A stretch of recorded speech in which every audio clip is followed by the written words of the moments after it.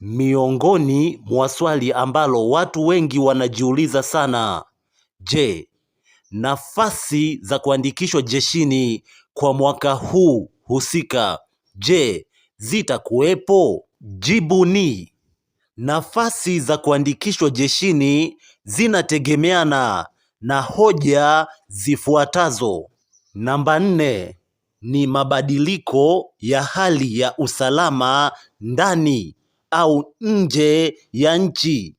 Yanaweza kufanya jeshi liongeze askari kwa tahadhari na maandalizi.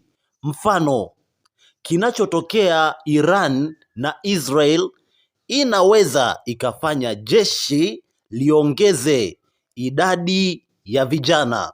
Namba 3 ni budget ya serikali.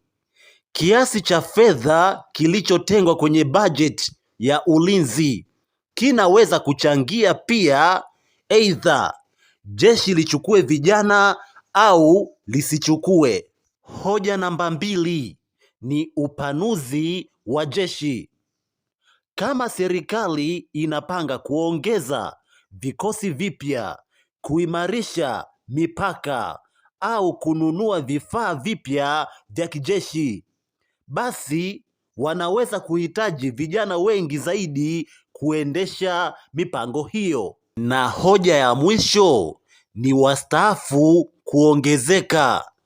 Kama ndani ya jeshi kuna idadi kubwa ya wastaafu kuongezeka, jeshi hulazimika kuongeza nafasi za vijana wapya kujaza nafasi hizo.